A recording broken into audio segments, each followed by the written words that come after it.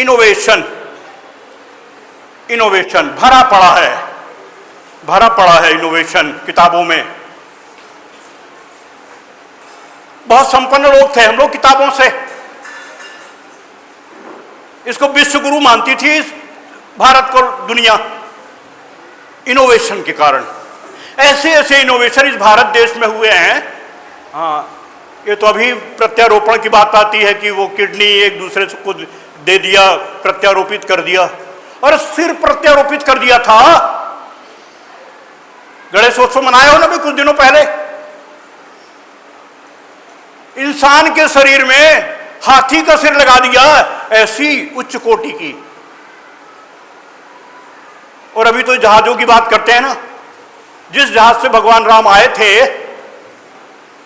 उस जहाज में जितने भी यात्री बैठ जाएं, 1000, 2000, लाख, 2 लाख, 10 लाख, कभी पूरी नहीं होती थी। वो पैक नहीं होती थी कि यार बाकी यात्री खड़े हैं, इतनी सीट।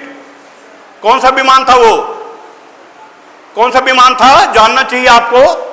पुष्पक विमान था, पुष्पक विमान। ऐसा इन्वेंशन हम लोग का भारत देश का रहा है। तो ये इन्वेंशन कहां से आता है? क्या किताबों से? क्योंकि इन्वेंशन कैसे होता है? क्या ज्ञान से, नॉलेज से। और नॉलेज कहां से आता है? किताबों से। और जो आपके अंदर हमने बात बताया कि आपके अंदर भी एक अनोखी चीज है। क्या? कुछ जिज्ञासा।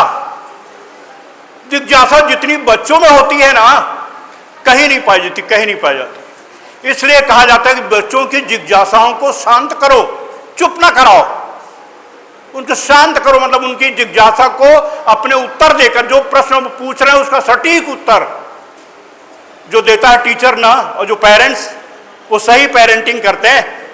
उनको थप्पड़ मार के चुप नहीं करा देना है। उनको सही अर्थों में क्या वो पूछ रहा बच्चा, क्या जानना चाहता है, उसका सही यदि उत्तर आपने दे दिया तो सही पेरेंटिंग है। और सही उत्तर दे दिया तो सही टीचरशिप है वो। ये इसलिए आइडियाज कहां से आएंगे?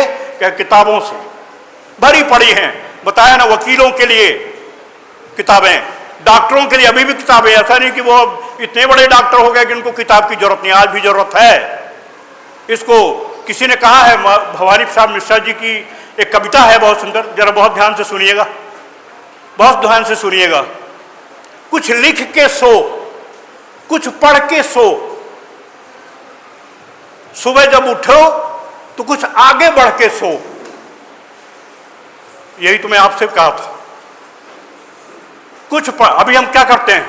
कुछ देख के सोते हैं ना, कुछ सुन के सोते हैं। करना क्या है? कुछ लिख के सो, कुछ पढ़ के सो। अभी आप मोबाइल देख के सोते हो ना, एम आई करेक्ट? हाँ, बिना मोबाइल देखे आपको नींद नहीं आती।